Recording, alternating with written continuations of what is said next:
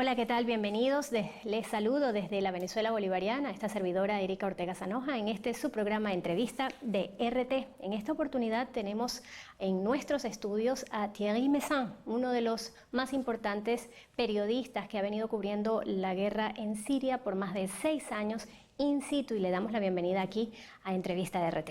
Buenos días, señora.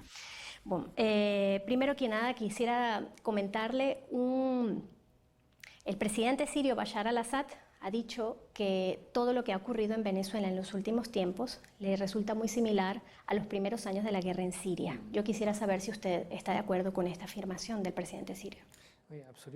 Sí, totalmente. Vemos que desde hace 2 años, desde la publicación por parte del presidente Barack Obama del decreto ejecutivo contra Venezuela, están preparando una guerra contra Venezuela. El trabajo que hacen con los elementos que aquí llaman oposición es muy similar a lo que pasó en Siria y también antes en Túnez, en Egipto, en Libia, lo que ocurre en Yemen. Estas revoluciones de colores y revoluciones o primaveras árabes que así llamadas, ¿no? No, al comienzo parece una revolución de color, pero el objetivo no es el mismo porque no se trata de derrocar un gobierno y de reemplazarlo por la oposición. Se trata de utilizar al gobierno y a la oposición para que se enfrenten y destruir el país. A Estados Unidos no le interesa quién está en el poder. Su cuestión, su problema, es destruir el país y el Estado. Es decir, la capacidad de resistencia de ese pueblo. Y en este caso, ¿usted cree que en Venezuela está sucediendo eso? ¿Buscan destruir a Venezuela como un Estado-nación? Sí, exacto. Creo que los venezolanos no se dan cuenta de lo que está preparándose. ¿De qué forma? A ver. Al comienzo de las primaveras árabes, los estados, los países afectados, pensaban que era un problema entre el gobierno y la oposición. Pensaron que Estados Unidos quería que los hermanos musulmanes o un grupo semejante llegaran al poder. Sí, en efecto, en cada uno de esos países, Estados Unidos empujó a los hermanos musulmanes, pero no para que llegaran al poder. Eso se ve en Egipto, donde los hermanos musulmanes llegaron al poder, los sacaron y luego volvieron. Y eso puede durar mucho tiempo. El objetivo, en realidad, es destruir el Estado. En este caso, ¿cuál era el interés de los Estados Unidos en Libia y en Siria? Y si hay alguna relación con lo que quieren aquí en Venezuela. ¿Hay alguna relación? En el 2004, varios expertos del Pentágono explicaron y elaboraron libros donde explicaban que en lo sucesivo Estados Unidos iba a librar guerras para dividir al mundo en 2 zonas. ¿Qué tipo de zonas? Parecía muy rara en ese momento esa metodología, pero consistía en tener una zona estable para Estados Unidos y sus aliados, e incluso algunos de sus enemigos como Rusia, China o la India podían estar en esa zona. Y otra zona donde no hubiera gobierno estable ni desarrollo, sino el caos. Cuando ellos escribieron eso, uno no sabía mucho hacia dónde iban, pero explicaban que querían garantizar que ningún Estado fuera una amenaza para Estados Unidos, que nadie pudiera desarrollar un poderío que amenazara a la potencia hegemónica de Estados Unidos.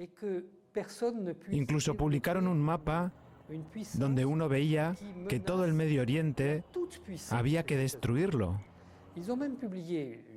Y en cuanto a América Latina, explicaron que solo Argentina, Brasil y México debían ser estados estables y el resto debía ser destruido. No se trata de reemplazar un gobierno por otro.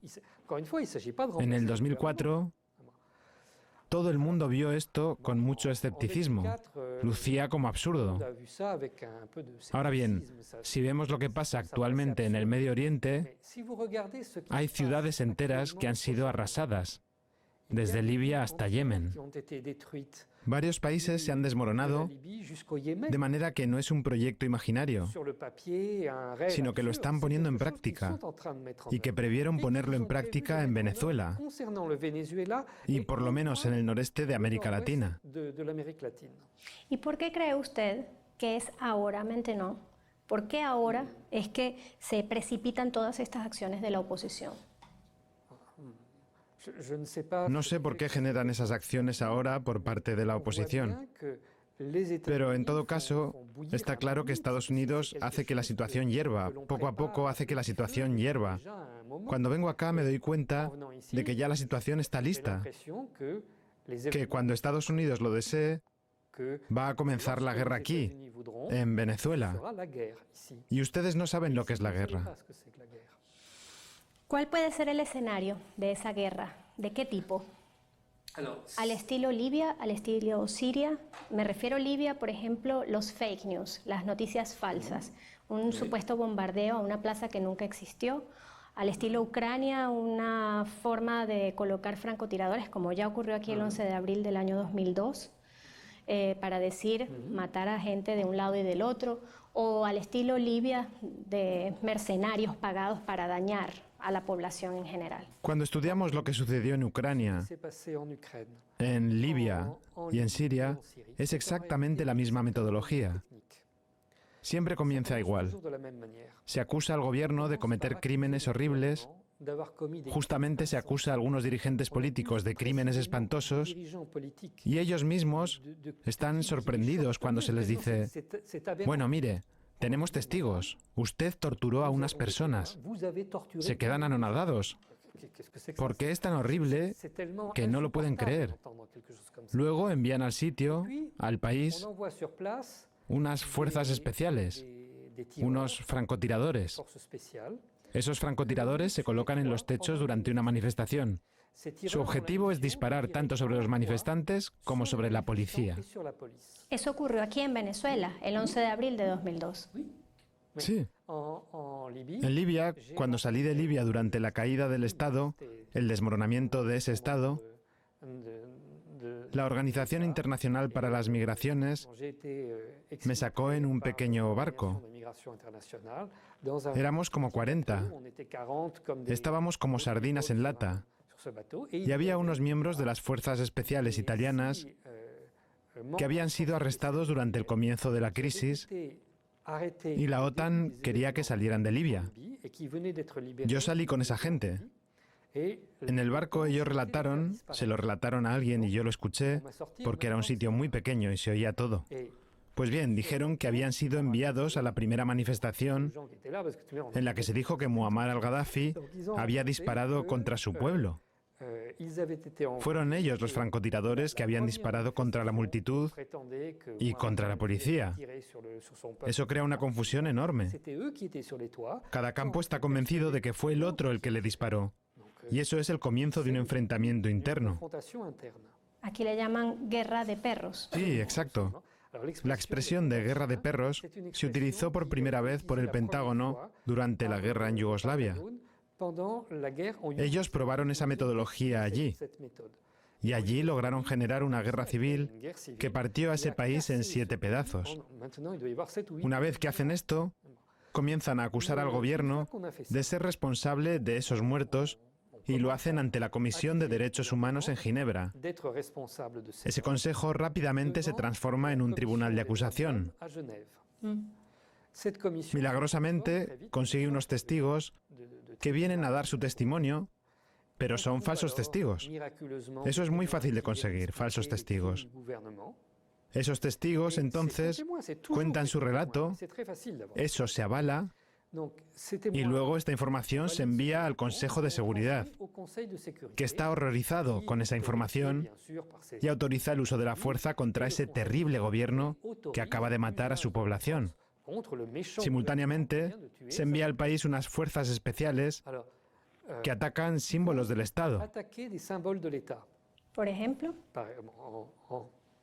en Siria, por ejemplo, atacaron estatuas del presidente Hafez al-Assad, que es el padre de la Siria moderna.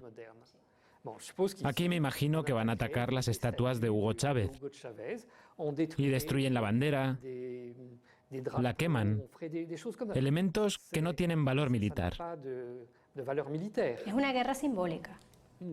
Es una guerra simbólica, en efecto.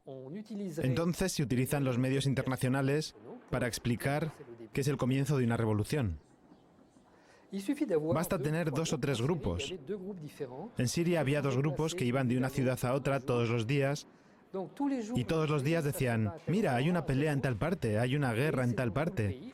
Y en realidad eran unas 20 personas las que generaban ese desorden. Luego, usted les paga a algunas personas para que hagan una pequeña manifestación aquí y allá. En el mundo árabe, como el grupo que se utilizaba eran los hermanos musulmanes, las manifestaciones siempre ocurrían el viernes por la tarde, a la salida de la oración de los viernes.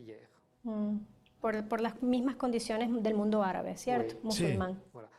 Nos dicen que son laicos, pero curiosamente todo sucede a la salida de la oración del viernes.